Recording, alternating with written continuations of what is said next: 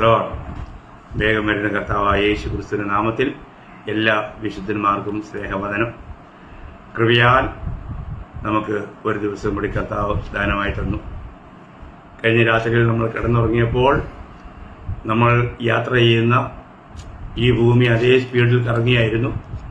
നമ്മുടെ ജീവിതത്തിൻ്റെ സമയം അത് കടന്നുപോയിക്കൊണ്ടിരിക്കുകയായിരുന്നു. എന്നാൽ വീണ്ടും കർത്താവ് നമുക്കൊരു ദിവസം കൂടെ ഈ നിലയിൽ ദൈവവചനം കേൾക്കുവാനും അതിലൂടെ ആത്മീയ സത്യങ്ങൾ മനസ്സിലാക്കുവാനും നിത്യതയെക്കുറിച്ചുള്ള അറിവ് ജ്ഞാനം പ്രാപിപ്പാനും കർത്താവ് നമുക്ക് അവസരം നൽകി എന്നുള്ളത് എത്ര ഭാഗ്യകരമാണ്. നമുക്ക് ലഭിക്കുന്ന സമയങ്ങൾ നമ്മൾ കർത്താവിനോട് ചെലവിടുന്നത് നമുക്ക് നിത്യതയ്ക്ക് വേണ്ടി വളരെ പ്രയോജനമാണ്. നമുക്ക് മറ്റ് പല കാര്യങ്ങൾക്കും വേണ്ടി സമയമുണ്ട്, എന്നാൽ കർത്താവിനോടുകൂടെ സമയം ചെലവഴിക്കുന്നത് പലർക്കും അത് വളരെ ബുദ്ധിമുട്ടുള്ള കാര്യമാണ്. അവർക്ക് സമയം ലഭിക്കാറില്ല. എന്നാൽ ദൈവത്തിൻ്റെ കൃപയാൽ നമുക്കിങ്ങനെ ഒരു അവസരം കൂടി കർത്താവ് ഒരുക്കി തന്നതോർത്ത് കർത്താവിനെ സ്തുതിക്കുന്നു. നമ്മൾ ചിന്തിച്ചുകൊണ്ടിരിക്കുന്ന വിഷയത്തിലേക്ക് നമ്മൾ ഓടി വരികയാണ്. നമ്മൾ ചിന്തിക്കുന്നത് ഒരു ആത്മീയ മനുഷ്യൻ്റെ പ്രത്യേകതകൾ എന്തൊക്കെയാണെന്നുള്ളതാണ് നമ്മൾ ചിന്തിച്ചുകൊണ്ടിരിക്കുന്നത്. അതിൽ നമ്മൾ 3 കാര്യം കണ്ടു. ഒന്ന്, ഒരു ആത്മീയൻ എന്ന് പറയുമ്പോഴത്തേക്കും അവന് ദൈവവചനത്തെ കേൾക്കുമ്പോൾ അത് തിരിച്ചറിയുവാനും മാത്രമല്ല ആ വചനം എപ്പോഴും ധ്യാനിക്കുന്നവനും ആയിരിക്കും എന്ന് നമ്മൾ കണ്ടു. 2, നമ്മൾ കണ്ടത് ഒരു ആത്മീയ മനുഷ്യനാണെങ്കിൽ അവന് ക്രിസ്തുവിൻ്റെ മനസ്സുള്ളവനായിരിക്കും എന്ന് നമ്മൾ കണ്ടു. ഇന്നലെ നമ്മൾ 3-ാമത്തെ കാര്യം കണ്ടത് ആത്മീയ മനുഷ്യന് വീണുപോയവരെ വീണ്ടും യഥാസ്ഥാനപ്പെടുത്തുവാനായിട്ട് കഴിയും. ഒരു ആത്മീയ മനുഷ്യന് മാത്രമേ അത് കഴിയുള്ളൂ. അപ്പോൾ ഇന്ന് നമ്മൾ ഒരു ആത്മീയ മനുഷ്യനെ കുറിച്ച് ചിന്തിക്കുമ്പോൾ നമ്മളിതെല്ലാം ചിന്തിക്കുന്നതിന് പിന്നിൽ അതിനകത്ത് വലിയൊരു ഉദ്ദേശമുണ്ട്. കാരണം യഥാർത്ഥത്തിൽ ഞാനൊരു ആത്മീയനാണോ, ഞാനൊരു ദൈവവൈതലാണോ എന്നുള്ള ആ ശരിയായ തിരിച്ചറിവിന് വേണ്ടിയിട്ടാണ്. അപ്പോൾ ഒരു ആത്മീയ മനുഷ്യൻ അവൻ്റെ ചിന്തയിലും അത് പ്രതിഫലിപ്പിക്കും. നമുക്കറിയാം, നമ്മൾ റോമാലേഖനം 8-ാം അധ്യായം 5-6 വാക്യം വായിക്കുമ്പോൾ ജഡസ്വഭാവമുള്ളവർ ജഡത്തിനുള്ളതും ആത്മസ്വഭാവമുള്ളവർ ആത്മാവിനുള്ളതും ചിന്തിക്കുന്നു. ജഡത്തിന്റെ ചിന്ത മരണം, ആത്മാവിന്റെ ചിന്തയോ ജീവനും സമാധാനവും തന്നെ. നോക്കണേ, അപ്പോൾ ഒരു വ്യക്തി അവന്റെ ചിന്ത 2 നിലയിലാണ് ഇവിടെ പറഞ്ഞിരിക്കുന്നത്. ഒന്ന് ജഡീക ചിന്ത, 2 ആത്മാവിന്റെ ചിന്ത. അപ്പോൾ ഈ ചിന്തയാണ് നമ്മുടെ യഥാർത്ഥത്തിൽ നമ്മുടെ ആ മുഖഭാവത്തെ പോലും തെളിയിക്കുന്നത്. ഈ ചിന്ത, നമ്മൾ ഒരു വ്യക്തി ലോകപരമായ ചിന്തയിലാണെങ്കിൽ അവൻ തീർച്ചയായിട്ടും വളരെ ടെൻഷനിലായിത്തീരും. കാരണം നമുക്കറിയാം, നമ്മൾ ലോകപരമായ ചിന്തയിലേക്ക് പോകുമ്പോൾ നമ്മളെ കാർന്ന് തിന്നുവാൻ പിശാചിന് കഴിയും. കാരണം നമ്മൾ പൊടിയാണ്. അപ്പോൾ പൊടിയെ തിന്നുവാൻ നമ്മൾ ലോകപരമായുള്ള ചിന്തയിലാകുമ്പോൾ അവന് നമ്മളെ ആക്രമിക്കുവാനും നമ്മളെ നിരാശപ്പെടുത്തുവാനും നമ്മളെ ടെൻഷനിലാക്കുവാനും ഒക്കെ കഴിയും. അപ്പോൾ അവരറിഞ്ഞോ അറിയാതെയോ അവരുടെ ആ മുഖഭാവം മാറും. അവർ വലിയ ഒരു വല്ലാത്ത ഒരു അനുഭവത്തിലേക്ക് അവർ പോകുന്നതായിട്ട് നമുക്ക് കാണാൻ പറ്റും. അപ്പോൾ നമ്മൾ ചിന്തിക്കുക, കാരണം നമ്മുടെ ഹൃദയത്തിൻ്റെ കണ്ണാടിയാണ് മുഖം എന്നാണ്. അപ്പോൾ നമ്മൾ ഹൃദയത്തിൽ നമ്മൾ ചിന്തിക്കുമ്പോൾ ആ ചിന്തയെ നമ്മുടെ മുഖത്ത് പ്രതിഫലിപ്പിക്കും. ഇവിടെ നമ്മൾ ആത്മീയമായത് ചിന്തിക്കുകയാണെങ്കിൽ അതിൻ്റെ ഫലം എന്തുവാന്ന് പറഞ്ഞേ, ജീവനും സമാധാനവും തന്നെ. നോക്കണേ, അപ്പോൾ ആത്മീയമായ കാര്യങ്ങൾ നമ്മൾ സംസാരിക്കുമ്പോൾ അവിടെ ജീവനും സമാധാനവും. അപ്പോൾ ജഡത്തിൻ്റെ ചിന്ത മരണം എന്ന് പറയുമ്പോൾ ദൈവത്തിൽ നിന്നുള്ള അകൽച്ചയെ കാണിക്കുന്ന കാര്യമാണ്. അതെപ്പോഴും നമ്മൾ മനസ്സിലാക്കണം, അല്ലേ? ഉൽപ്പത്തിയിൽ കർത്താവ് എന്ന് പറഞ്ഞേ, നിങ്ങൾ ഈ നന്മയും തിന്മയുടെയും ഈ അറിവിൻ്റെ വൃക്ഷത്തിൻ്റെ ഫലം തിന്നുന്ന നാളിൽ നിങ്ങൾ മരിക്കുമെന്ന് പറഞ്ഞപ്പോൾ അവര് ശാരീരികമായൊരു മരണം അവർക്ക് സംഭവിച്ചില്ല. പിന്നെ എവിടെയാ മരണം സംഭവിച്ചേ? ദൈവവുമായിട്ടുള്ള ബന്ധത്തിൽ നിന്നും അവർ അകന്നു പോകാനിടയായിത്തീർന്നു.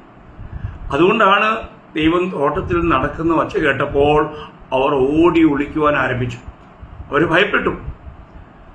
ഭയപ്പെടുകയാണ്. അവർ കർത്താവിൽ നിന്ന് അകന്നു പോവുകയാണ്. അപ്പോൾ നോക്കണം, മരണം എന്ത് ചെയ്യാണ്? മരണം എന്ന് പറയുമ്പോൾ നമ്മളെ ദൈവത്തിൽ നിന്ന് അകറ്റിക്കൊണ്ട് പോവുകയാണ്. അപ്പോൾ ആത്മാവിൻ്റെ ചിന്തയിലാണെങ്കിൽ നമ്മൾ കൂടുതലായി ദൈവവുമായിട്ട് ഒന്നായിരിക്കുന്ന ഒരു അനുഭവമാണ്. ജീവനും സമാധാനവും നമ്മൾ വളരെ ധാരാളമായി അനുഭവിക്കുന്ന ഒരു അനുഭവമാണ്. എത്ര വലിയ കാര്യമാണ്! അപ്പോൾ കർത്താവുമായിട്ടുള്ള ആ കൂട്ടായ്മ നമ്മളെ കർത്താവുമായിട്ട് ഏക ആത്മാവാക്കുന്നു എന്നുള്ളതാണ് 1 കൊരിന്ത്യർ 6:17 നമ്മൾ വായിക്കുന്നത്. അപ്പോൾ അങ്ങനെയുള്ള ഒരു അനുഭവത്തിൽ നമുക്ക് സ്വർഗീയമായ സന്തോഷത്താൽ നമ്മുടെ ഹൃദയം നിറയപ്പെടും. യഥാർത്ഥത്തിൽ അത് ദൈവഹൃദയത്തെ സന്തോഷിപ്പിക്കുന്നു എന്നുള്ള അതിന്റെ സത്യം. അപ്പോൾ ഇവിടെ നമ്മളൊരു കാര്യം മനസ്സിലാക്കേണ്ടത്, നമ്മൾ ഈ ആത്മീയമായ ചിന്തയിൽ നിന്നും അന്യപ്പെടുമ്പോൾ, കാരണം നമ്മൾ ലോകത്തിലാണ് ജീവിക്കുന്നത്, ജഡത്തിലാണ് ജീവിക്കുന്നത്, നമുക്ക് എപ്പോഴും ആത്മാവിലായിരിക്കുവാൻ കഴിഞ്ഞെന്ന് വരികയില്ല. എത്രയെല്ലാം ആത്മീയനാണെങ്കിലും അവൻ 24 മണിക്കൂറും ഈ ആത്മാവിൽ തന്നെ ആയിരിക്കുവാനായിട്ട് കഴിയുന്നത് അസാധ്യമായ കാര്യമാണ്. അപ്പോൾ നമ്മൾ പലപ്പോഴും പല നിലയിലും ജഡീകമായ ലോകപരമായ കാര്യങ്ങളിലേക്ക് കടന്നു പോകും. ആ സമയത്ത് ശത്രുവിന് നമ്മളെ നിരാശപ്പെടുത്തുവാനും ചതിക്കുവാനും കഴിയും. നമ്മളത് മനസ്സിലാക്കണ്ടേ. ആ സമയത്താണ് പലപ്പോഴും പലരും ആത്മീയ ജീവിതത്തിൽ തകരാറുള്ളത്. ഉടനെ ഒരു ആത്മീയന് അത് കാര്യം മനസ്സിലാക്കാനായിട്ട് കഴിയണം, ഇല്ലെങ്കിൽ നമ്മൾ വഞ്ചിക്കപ്പെടാം. അപ്പോൾ നമ്മൾ എങ്ങനെ മനസ്സിൽ കണക്ക് കൂട്ടുന്നു? നമ്മൾ ആരാണ്? നമ്മൾ യഥാർത്ഥത്തിൽ ഒരു ആത്മീയനാണോ, അതോ ഒരു ജഡീകനാണോ, ഞാനൊരു ദൈവവേദനാണോ, അതോ പിശാചിനവാനാണോ? ഇത് നമ്മൾ എങ്ങനെ നമുക്ക് മനസ്സിലാക്കാൻ പറ്റും? അവൻ എന്ത് ചിന്തിക്കുന്നോ അത് അവനാകുന്നു എന്നാണ് സദൃശവാക്യം 23:7 ആരംഭത്തിൽ പറയുന്നത്. നമ്മൾ ചിന്തിക്കണം, നിന്റെ മനസ്സിൽ കണക്ക് കൂട്ടുന്നത് പോലെ എന്നാണ് അവിടെ മലയാളത്തിൽ വായിക്കുന്നത്. എന്നാൽ യഥാർത്ഥത്തിൽ അത് പറയുന്നത് നമ്മൾ എന്താകുന്നോ അതാണ് നമ്മൾ ചിന്തിക്കുന്നതെന്ന്. അപ്പോൾ നമ്മളൊരു ആത്മീയനാണെങ്കിൽ നമുക്ക് ആത്മീയ വിഷയങ്ങളെക്കുറിച്ചുള്ള ചിന്തയായിരിക്കും. നമ്മളൊരു ജഡീകനാണെങ്കിൽ അവർക്ക് ജഡീക ചിന്തകളായിരിക്കും. അപ്പോൾ ആ ചിന്തകൾ അവരെ ഭരിക്കുന്നത് അവരെന്താകുന്നു എന്നതിൻ്റെ അടിസ്ഥാനത്തിലാണ്. അപ്പോൾ യഥാർത്ഥത്തിൽ വീണ്ടും ജനിച്ച ഒരു ദൈവത്തിലാണെങ്കിൽ നമുക്ക് ആത്മീയമായ നിത്യതയെക്കുറിച്ചുള്ള ഒരു ചിന്തയായിരിക്കും നമ്മളെ ഭരിക്കുന്നത്.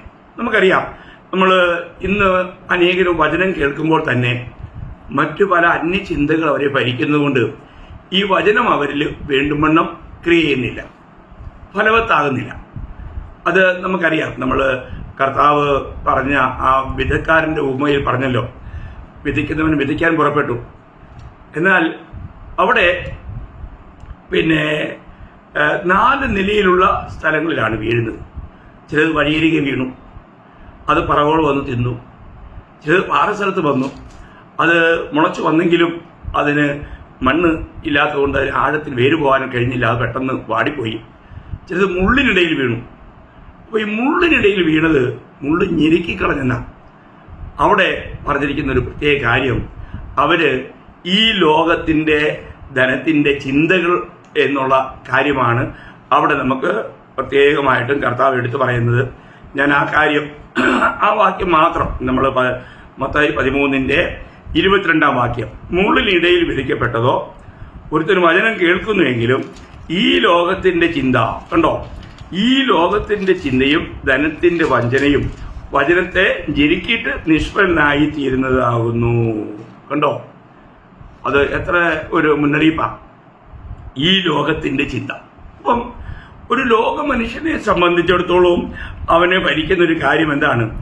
ലോകത്തിന്റെ ചിന്തയാണ്.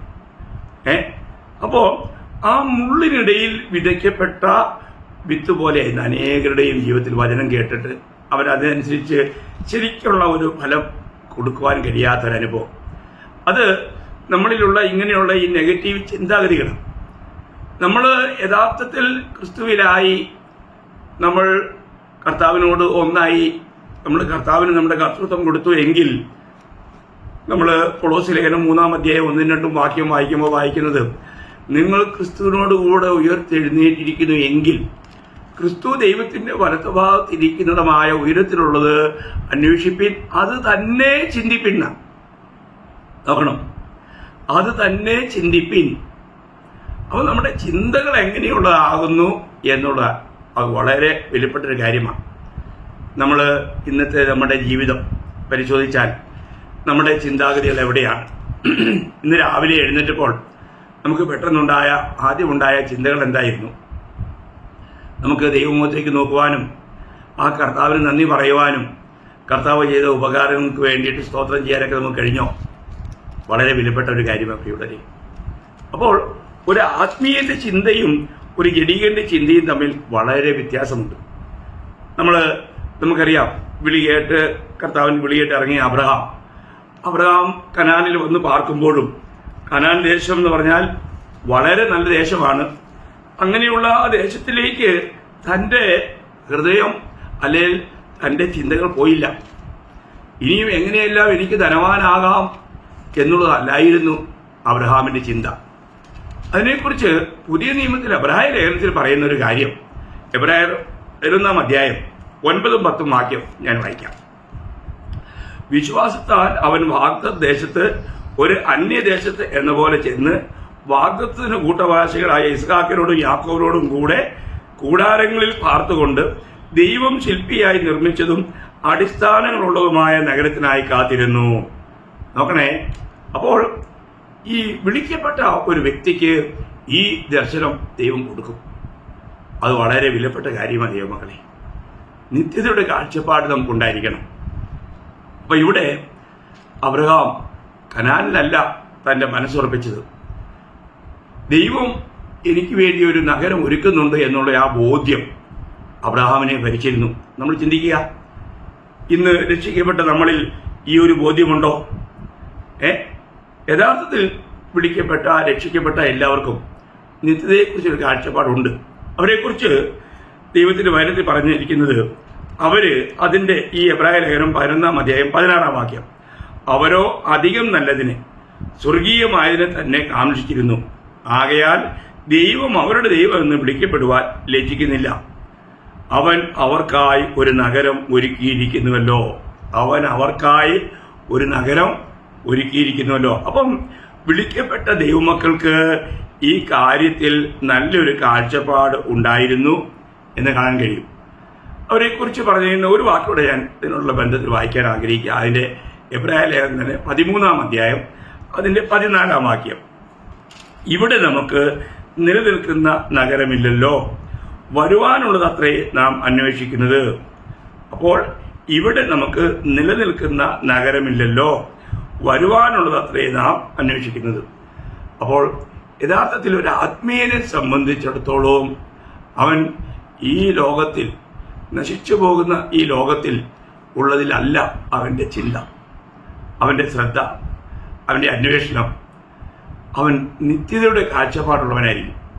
അപ്പൊ ഇന്ന് ഈ നിത്യതയുടെ കാഴ്ചപ്പാട് എന്നെ ഭരിക്കുന്നുണ്ടോ എന്നുള്ളതാണ് നമ്മൾ ചിന്തിക്കേണ്ടത്. ഈ നിത്യതയുടെ കാഴ്ചപ്പാട് പിടിക്കപ്പെട്ട ദൈവമക്കളിൽ ഉണ്ടായിരിക്കണം. എങ്കിൽ മാത്രമേ അവർക്ക് ജയാളികളായി ജീവിക്കാൻ കഴിയൂ. എല്ലാ നിലയിലും കർത്താവിനെ മഹത്വപ്പെടുത്താൻ കഴിയും. നമുക്കറിയാം, മോശ ദൈവത്താൽ തിരഞ്ഞെടുക്കപ്പെട്ടവനാണ്. അപ്പോൾ കർത്താവ് കരുതിയ ഒരു വ്യക്തിയാണ്. താൻ വളർന്നു കഴിഞ്ഞപ്പോഴുള്ള തന്റെ തെരഞ്ഞെടുപ്പിനെ കുറിച്ച് നമ്മൾ വായിക്കുന്നത് അതേ എബ്രായ ലേഖനം 11-ാം അധ്യായം അതിന്റെ 25-26 വാക്യം, പ്രതിഫലം നോക്കിയത് കൊണ്ട് ഫറവോന്റെ പുത്രിയുടെ മകൻ എന്ന് വിളിക്കപ്പെടുന്നത് നിരസിക്കുകയും മിസ്രയീമിലെ നിക്ഷേപങ്ങളെക്കാൾ ക്രിസ്തുവിന്റെ നിന്ന വലിയ ധനം എന്ന് എണ്ണുകയും ചെയ്തു. അപ്പോൾ തന്റെയും ജീവിതത്തിൽ പ്രതിഫലത്തിന്മേലായിരുന്നു തന്റെ ദൃഷ്ടി. ഏത് പ്രതിഫല? ലോകത്തിൽ ലഭിക്കുന്ന പ്രതിഫലമല്ല, നിത്യതയായിരുന്നു തന്റെ ലക്ഷ്യം എന്ന് കാണാൻ കഴിയും. അതുകൊണ്ട് ഈ ലോകത്തിൽ ലഭിക്കാവുന്ന ഏറ്റവും ഉന്നതമായ, അന്നത്തെ കാലത്ത് ഫറവോ ആണ് ലോകത്തിലെ ഏറ്റവും വലിയ ധനാട്ടിനും വലിയ സാമ്രാട്ടും. അപ്പോൾ അവിടെ ലഭിക്കാവുന്ന ഉന്നതമായിരിക്കുന്ന പദവികളും സുഖങ്ങളും എല്ലാം താൻ അതിനെ തുച്ഛമായി കണ്ടു. കാരണം തന്റെ നോട്ടം പ്രതിഫലം നോക്കിയുകൊണ്ട് ക്രിസ്തുവിന്റെ നിന്നയെ വലിയ ധനമായി കണ്ടു. പ്രിയമുള്ളവരെ, ഇന്ന് പിടിക്കപ്പെട്ട ദൈവമക്കളായ നമുക്ക് ഈ ക്രിസ്തുവിന്റെ നിന്ന ഒരു ധനമായി കാണുവാനായിട്ട് നമുക്ക് കഴിയുന്നുണ്ടോ? ഇന്ന് എവിടെയെങ്കിലും ഒരു അല്പം പോലും നിന്നയുണ്ടാകുമ്പോൾ ചിലരുടെ ആ ദുഃഖമൊക്കെ കണ്ടു കഴിഞ്ഞാൽ ഒരു രീതിയിലും അവരും അവരൊരു ആത്മീയരാണെന്ന് ഒരിക്കലും പറയാൻ പറ്റില്ല. ചെറിയ കാര്യങ്ങളിൽ പോലും കംപ്ലൈന്റ് ചെയ്ത് കരഞ്ഞ് നിലവിളിച്ച് കണ്ണീരൊഴുക്കി കാണിക്കുന്ന കപടഭക്തരായിരിക്കുന്ന ജഡീകരായിരിക്കുന്ന തങ്ങളെ തന്നെ വലിയ ആത്മീയരെന്ന് അഭിനയിക്കുന്നവരെ കാണാൻ കഴിയും. എത്ര ദുഃഖകരമാണ് പ്രിയമുള്ളവരെ. കർത്താവിന് വേണ്ടി എന്തും ത്യജിക്കുവാനും സഹിക്കുവാനും ഏത് നിലവാരത്തിലായിരുന്നാലും കർത്താവിനെ മഹത്വപ്പെടുത്താനും ആഗ്രഹിക്കുന്നവരായിരിക്കും ഒരു ദൈവവേദം. നമുക്ക് കൃപയാൽ ലഭിച്ച ഈ വലിയ രക്ഷ, ആ രക്ഷ പ്രാപിച്ച ഒരു വ്യക്തി കർത്താവിന് വേണ്ടി എന്തിനും തയ്യാറാവും. സഭാജീവിതത്തിൽ ആത്മീയരല്ലാത്തവരെ കൊണ്ട് എന്ത് പ്രയാസമാണെന്നറിയാം. സഭയെ പരിപാലിക്കുക എന്നുള്ളത്, പരിപാലനം അതൊരു വലിയ വില കൊടുക്കേണ്ട കാര്യം തന്നെയാണ്. അപ്പോൾ പലരും അത് മനസ്സിലാക്കുന്നില്ല. നമ്മുടെ ആത്മീയ ജീവിതത്തിൽ നമുക്ക് ഈ നിലയിൽ കാണുവാൻ കഴിയുന്നുണ്ടോ? നിത്യതയുടെ കാഴ്ചപ്പാടിലുള്ള ഓട്ടമാണോ നാം ഓടുന്നത്? അത് നമ്മൾ ചിന്തിക്കണം. അപ്പോൾ മോശയുടെ ജീവിതത്തിലും തൻ്റെ തിരഞ്ഞെടുപ്പ് എന്തായിരുന്നു എന്ന് നമുക്ക് കാണാൻ കഴിയും. ഇതേ കാര്യം തന്നെയല്ലേ നമ്മുടെ ആസാഫിനെ കുറിച്ച്. ആസാഫിന്റെ ഒരു ആഗ്രഹവും അന്വേഷണവും എന്തായിരുന്നു? ആസാഫിന്റെ സങ്കീർത്തനങ്ങൾ 73-ാം സങ്കീർത്തനം 25-ാം വാക്യത്തിൽ, സ്വർഗത്തിൽ നീ അല്ലാതെ മറ്റാരുള്ളൂ, ഭൂമിയിലും നിന്നെ അല്ലാതെ മറ്റൊന്നും ആഗ്രഹിക്കുന്നില്ലെന്നാ ആസാഫ് പറയുന്നത്. അപ്പൊ ആസാഫിന്റെ ജീവിതത്തിലെ തന്റെ ഹൃദയംഗമായ ആഗ്രഹം കർത്താവായിരുന്നു. എന്നിട്ട് അതിന്റെ 28-ാം വാക്യത്തിൽ വായിക്കുന്നത്, ദൈവത്തോട് അടുത്തിരിക്കുന്നത് എനിക്ക് ഏറെ നല്ലത്. നോക്കണം, ദൈവത്തോട് കൂടെ ആയിരിക്കുവാനായിട്ടുള്ള ആഗ്രഹം, അതാ ഒരു ആത്മീയൻ. ലഭിക്കുന്ന സമയങ്ങൾ എപ്പോഴും കർത്താവിനോട് കൂടെ ചെലവിടുക. ചിലർക്ക് ഒരു കൂട്ടായ്മയ്ക്ക് പോകാമെന്ന് പറയുന്നത് തന്നെ അവർക്ക് വലിയൊരു തലവേദനയാണ്. ദൈവസന്നിധി അവരൊരിക്കലും ആഗ്രഹിക്കുന്നില്ല. അതൊരു ജഡീകന്റെ കാര്യമാണ് പ്രിയമുള്ളവരെ. അവർ ജഡീകരാ. അപ്പോൾ ഞാനൊരു ആത്മീയനാണെങ്കിൽ ഞാൻ എപ്പോൾ ദൈവസന്നിധി ചെല്ലുവാനിടയാകും. നമുക്ക് ദൈവാലയത്തിലേക്ക് പോകാമെന്ന് പറയുമ്പോൾ ഞാൻ സന്തോഷിച്ചു എന്ന 122-ാം സങ്കീർത്തനം 1-ാം വാക്യത്തിൽ വായിക്കുന്നത്. എന്നാൽ ഇന്ന് പലർക്കും അതൊരു വലിയ ദുഃഖവും തലവേദനയുമാണ്. കാരണം അവരുടെ അവസ്ഥയെക്കുറിച്ച് അറിയുന്നില്ല. ഞാൻ യഥാർത്ഥമായിട്ടും ഒരു ആത്മീയനാണെങ്കിൽ ആത്മീയ കാര്യങ്ങളിൽ, നിത്യതയുടെ വിഷയങ്ങളിൽ ഞാൻ ശരിക്കും ബോധവാനായിരിക്കും. അപ്പോൾ ഇതേ കാര്യമല്ലേ നമ്മൾ ദാവീദിന്റെ ജീവിതത്തിൽ കാണുന്നത്. ദാവീദിന്റെ ഒരേ ഒരു ആഗ്രഹവും അന്വേഷണവും എനിക്ക് എങ്ങനെ ദൈവസന്നിധിയിലായിരിക്കാൻ കഴിയുമെന്നുള്ളതാണ്. അതാണ് നമ്മൾ 27-ാം സങ്കീർത്തനം 4-ാം വാക്യത്തില് തന്റെ ഒരു ആഗ്രഹവും അപേക്ഷയുമായിട്ട് ദൈവസന്നിധിയിൽ വളർത്തിക്കുന്നത്. കാരണം എനിക്ക് അവിടുത്തെ ആലയത്തിലായിരിക്കണം, അവിടുത്തെ സൗന്ദര്യം കാണണം, ആ കർത്താവിനോട് കൂടെ സമയം ചെലവഴിക്കണം. അതെത്ര വലിയ കാര്യമതിയോ മക്കളെ. ഇന്ന് നമുക്ക് അങ്ങനെ ഒരു ആഗ്രഹമുണ്ടോ? അത് ഒരു ആത്മീയന്റെ ഒരു വലിയ ലക്ഷണമാണ്. ദൈവത്തോടു കൂടി ആയിരിക്കുവാനുള്ള ഏറിയ ആഗ്രഹം. നമുക്കറിയാം ദാവീദിനെ കുറിച്ച്. അതുകൊണ്ടാണ് ദാവീദിനെ കുറിച്ച് അപ്പോസ്തലപ്രവൃത്തി 13-36 എഴുതിയിരിക്കുന്നത്, അവൻ തന്റെ തലമുറയിൽ ദൈവത്തിന്റെ ആലോചനയ്ക്ക് ശുശ്രൂഷിച്ച് അവൻ ഈ ലോക ജീവിതം കഴിക്കാനിടയായി. ദൈവത്തിന്റെ ആലോചനയിൽ ശുശ്രൂഷിക്കുന്നവൻ എത്ര വിലപ്പെട്ട കാര്യമാണ്. നമ്മള് 17-ാം സങ്കീർത്തനത്തില് 5-ാം വാക്യത്തിൽ ദാവീദ് പറയുന്ന ഒരു കാര്യമുണ്ട്.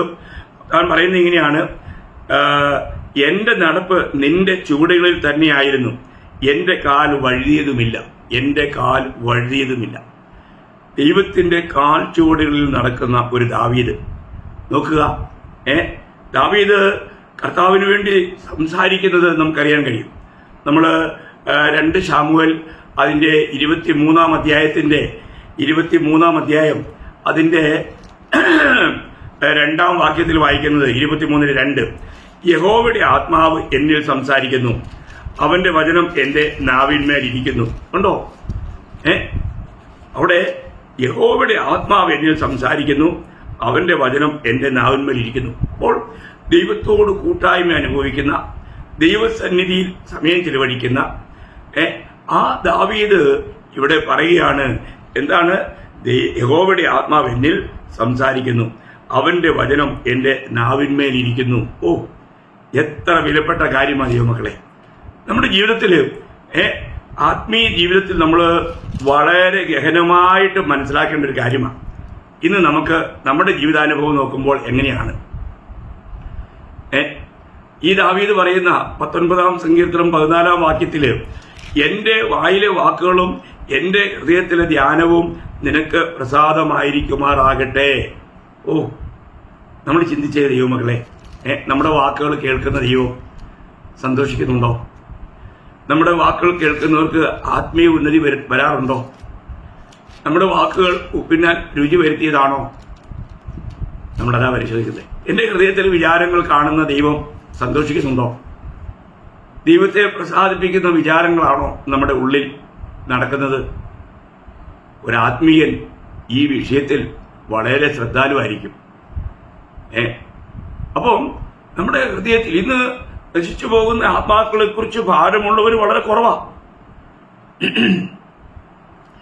കർത്താവ് ഈ ലോകത്തിൽ സഞ്ചരിച്ചപ്പോൾ കർത്താവ് തന്നെ പറഞ്ഞല്ലോ, പിതാവ് എന്നിലൂടെ സംസാരിക്കുന്നു എന്നാ യോഹന്നാൻ 14:10 കർത്താവ് പറഞ്ഞു. അപ്പം ഈ സംസാരം തന്നിലൂടെ പിതാവ് ചെയ്യുന്നു. പിതാവിന് തന്നിൽ അതുപോലെയുള്ള ഒരു സ്വാതന്ത്ര്യം കർത്താവ് ഏൽപ്പിച്ചു കൊടുത്തു. നമ്മൾ ചിന്തിക്കണം, ഒരു ക്രിസ്തീയ ജീവിതം എപ്പോഴും ദൈവം നമ്മളിലൂടെ സംസാരിക്കുന്ന ഒരു ജീവിതമായിരിക്കണം. അതാ ഒരു ആത്മീയന്റെ ജീവിതം. ഇന്ന് ആത്മീയ കാര്യങ്ങളെക്കുറിച്ച് പൊതുവെ പലർക്കും അതിനുള്ളൊരു കാഴ്ചപ്പാടില്ല. എന്നാൽ നമുക്ക് ഈ കാഴ്ചപ്പാടുണ്ടായിരിക്കണം. നമ്മുടെ ജീവിതത്തിൽ പൗലോസ് തന്റെ ജീവിതത്തിൽ തന്റെ അനുഭവത്തോടുള്ള ബന്ധത്തിൽ പറയുന്ന കാര്യം 2 കൊരിന്ത്യർ 13-ാം അധ്യായം അതിന്റെ 3-ാം വാക്യത്തിൽ ക്രിസ്തു എന്നിൽ സംസാരിക്കുന്നു. നോക്കണം, ആരാണ്? ക്രിസ്തു എന്നിൽ സംസാരിക്കുന്നു. അതിന്റെ 12-ാം അധ്യായം 19-ാം വാക്യം 12:19 ക്രിസ്തുവിലാകുന്നു ഞാൻ സംസാരിക്കുന്നത്. ക്രിസ്തുവിലാകുന്നു ഞാൻ സംസാരിക്കുന്നത്. അതിന്റെ അവസാന ഭാഗം ഞാൻ ആ ഇമ്പോർട്ടന്റ് ഭാഗങ്ങൾ മാത്രം എടുത്ത് വായിക്കുക, ചിന്തിക്കപ്പെടുള്ളൂ. അപ്പോൾ ക്രിസ്തു എന്നിൽ സംസാരിക്കുന്നു. എന്നിട്ട് 11:10 പറയാണ്, ക്രിസ്തുവിലാകുന്നു ഞങ്ങൾ സംസാരിക്കുന്നത്. നോക്കണേ ദൈവമക്കളെ, നമ്മുടെ ജീവിതം ഒരു ആത്മീയനെപ്പോഴും ജഡത്തിലായി ജഡീകമായ നിലയിൽ, നമുക്കറിയാം ജഡത്തിലായി കഴിയുമ്പോൾ അവന് കോപം വരും. ആ സംസാരം മുഴുവനും വളരെ ദൈവത്തെ നിന്ദിക്കുന്നതായിരിക്കും, അല്ലെങ്കിൽ ലോകപരമായിരിക്കും. നമുക്കറിയാം ഒരു ജഡീകനായിട്ട് ഇടപെടുമ്പോൾ നമുക്ക് അവരോടുകൂടെ സമയം ചെലവഴിക്കുവാൻ നമുക്ക് വേദനയുണ്ടാവും, നമ്മുടെ ഹൃദയം നീറും. കാരണം അവർക്ക് സംസാരിക്കാൻ ആകപ്പാടെ ഉള്ളത് ലോകകാര്യങ്ങളായിരിക്കും. ലോകത്തെക്കുറിച്ച് മണിക്കൂറുകൾ അവർ സംസാരിച്ചുകൊണ്ടിരിക്കും. എന്നാൽ ആത്മീയ കാര്യം പറയുമ്പോൾ ഞാൻ ചിലപ്പോഴൊക്കെ അങ്ങനെയുള്ള ചില ജഡീകര് അവരെ ഒന്ന് പറഞ്ഞു വിടാൻ ഗത്യന്തരമില്ലാതെ വരുമ്പോൾ ഞാൻ ഉടനെ ആത്മീയമായ കാര്യങ്ങൾ പറയാൻ ആരംഭിക്കും. ഉടനെ ഇപ്പം എനിക്ക് സമയമില്ല, പിന്നെ ആട്ടെന്നും പറഞ്ഞുകൊണ്ട് ഉടനെ ഓടിക്കളയും. അപ്പോൾ ഈ ഇങ്ങനെയുള്ള ജഡീകരുമായിട്ട് നമ്മൾ അവരെ ഓടിക്കുവാൻ കഴിയുന്ന ഒരു കാര്യം ഈ ദൈവത്തിന്റെ വചനം പറഞ്ഞാൽ മതി. കാരണം യോഹന്നാൻ 8:47 കർത്താവ് പറഞ്ഞത് ദൈവസന്തതിയായവൻ ദൈവവചനം കേൾക്കുന്നു എന്നാണ്. അപ്പൊ ദൈവസന്തതി അല്ലാത്ത ഒരു വ്യക്തിക്ക് ദൈവവചനം കേൾക്കാൻ കഴിയില്ല. അത് തന്നെ നമുക്ക് പ്രത്യേകമായിട്ട് മനസ്സിലാക്കാൻ കഴിയുന്ന ഒരു കാര്യമാണ്. അപ്പോൾ നമുക്ക് ഇന്ന് ഒരു വ്യക്തി അവൻ ഒരു യഥാർത്ഥത്തിൽ ജഡീകനാണോ ആത്മീയനാണോ, അവർ വ്യാപരിക്കുന്ന ആത്മാവ് ഏതാണ് എന്ന് മനസ്സിലാക്കാൻ കഴിയുന്നത് അവരുടെ സംസാരത്തിലൂടെ. ചിലർ കൂടിക്കഴിഞ്ഞാൽ ലോകപരമായ കാര്യങ്ങൾ പറഞ്ഞ് മണിക്കൂറുകൾ ചെലവിടും, എന്നാൽ അവർ ആത്മീയമായ ഒരു കാര്യങ്ങളും ചിലർ ഫോണിലുള്ള സംസാരം പോലും കേട്ടാൽ നമുക്ക് വലിയ വേദന തോന്നും. വളരെ മണിക്കൂറുകൾ ഫോണിൽ സംസാരിക്കുമ്പോൾ ആത്മീയമായ കാര്യങ്ങളൊന്നും സംസാരിക്കാറില്ല. ദൈവമക്കളെ, നമ്മൾ ഇന്ന് സംസാരിക്കുന്ന കാര്യങ്ങൾ എങ്ങനെയുണ്ട്? നമ്മൾ അതിനെ വളരെ വെളിപ്പെടുത്തുന്ന ഒരു വാക്യം നമ്മൾ അതിനെക്കുറിച്ച് മനസ്സിലാക്കാൻ 1 യോഹന്നാൻ 4-ാം അധ്യായം അതിന്റെ 5-6 വാക്യം.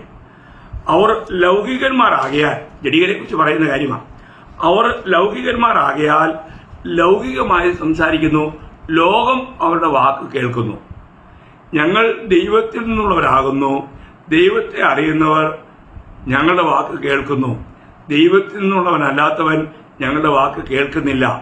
സത്യത്തിന്റെ ആത്മാവ് ഏത് എന്നും വഞ്ചനയുടെ ആത്മാവ് ഏത് എന്നും നമുക്ക് ഇതിനാൽ അറിയാം. കണ്ടോ? അപ്പോൾ അങ്ങനെയുള്ള ജഡീകന്മാരിൽ വസിക്കുന്നത് വഞ്ചനയുടെ ആത്മാവാണ്. ഇതേ കാര്യം തന്നെ ദൈവമക്കളെയും പിശാചിന്റെ മക്കളെയും തിരിച്ചറിയാനുള്ള ഒരു അറിവിനെ കുറിച്ച് 1 യോഹന്നാൻ 3:10 പറയുന്നുണ്ട്. യോഹന്നാൻ, ദൈവത്തിന്റെ മക്കൾ ആരെന്നും പിശാചിന്റെ മക്കൾ ആരെന്നും ഇതിനാൽ തെളിയുന്നു. നീതി പ്രവർത്തിക്കാത്തവൻ ആരും സഹോദരനെ സ്നേഹിക്കാത്തവനും ദൈവത്തിൽ നിന്നുള്ളവനല്ല. കണ്ടോ? അപ്പോൾ അവർ പിശാചിൽ നിന്നുള്ളവരാണ്, അവർ ജഡീകരാണെന്ന. നോക്കണേ, എത്ര കൃത്യമായിട്ടാണ് തിരുവചനം നമുക്ക് ഈ സത്യങ്ങളെക്കുറിച്ചുള്ള അറിവ് തരുന്നത്.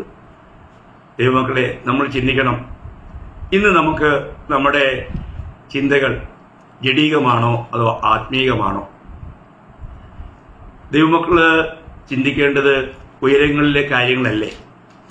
നമുക്കറിയാം, ഫിലിപ്പ് ലേഖനത്തിലും പൗലോസ്ലീഹ ഫിലിപ്പിയർക്ക് എഴുതിയ ലേഖനം അതിന്റെ 4-ാം അധ്യായം അതിന്റെ 8-ാം വാക്യത്തില് പൗലോസ്ലീഹ പറയുന്നത്, ഒടുവിൽ സഹോദരന്മാരെ, സത്യമായതൊക്കെയും ഘനമായതൊക്കെയും നീതിയായതൊക്കെയും നിർമ്മലമായതൊക്കെയും രമ്യമായതൊക്കെയും സൽകീർത്തി ആയത് ഒക്കെയും സൽഗുണമോ പുകഴ്ചയോ അതൊക്കെയും ചിന്തിച്ചുകൊള്ളുവീൻ. കണ്ടോ? നമ്മൾ ചിന്തിക്കേണ്ട കാര്യങ്ങളുടെ ഒരു നല്ല ലിസ്റ്റ് ഇവിടെ പൗലോസ്ലീഹ തന്നിരിക്കുക. അവസാനം താൻ ഫിലിപ്പിയ സഭയെ ഉണർത്തുക, ഒടുവിൽ സഹോദരന്മാരെ എല്ലാം പറഞ്ഞതിന് ശേഷം താൻ ഉണർത്തുന്നൊരു കാര്യമാണ്. അപ്പം ദൈവമക്കളെ എന്ന നിലയിൽ നമ്മളെപ്പോഴും നമ്മുടെ ചിന്ത എങ്ങനെയുള്ളതാണ്?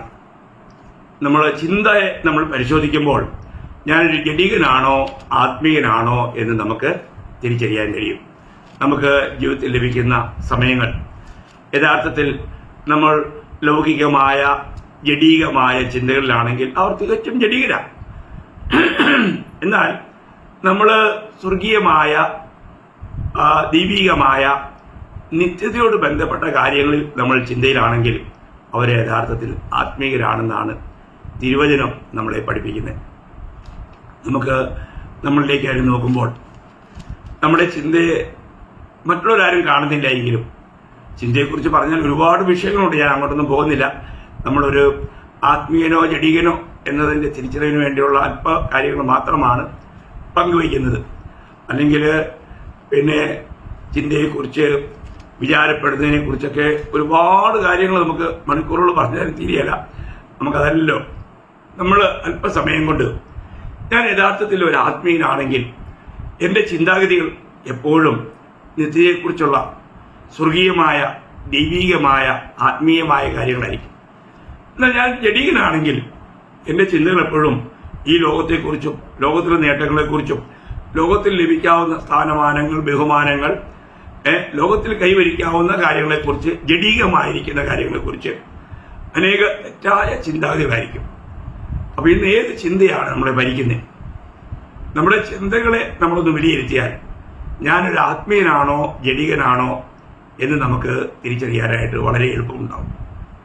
അപ്പോൾ ഒരു ദൈവത്തിലാണെങ്കിൽ നിശ്ചയമായിട്ടും അവന്റെ ചിന്താഗതികൾ എപ്പോഴും ഉയരങ്ങളിലെ ചിന്താഗതിയായിരിക്കും. ഇപ്പൊ നമ്മൾ പലരെക്കുറിച്ചും കണ്ടു, അബ്രഹാമിനെ കുറിച്ച് കണ്ടു, മോശയെക്കുറിച്ച് കണ്ടു, ദാവീദിനെ കുറിച്ച് കണ്ടു, പൗലോസ്ലീഹയുടെ സംസാരങ്ങളെക്കുറിച്ച് നമ്മൾ കേട്ടു.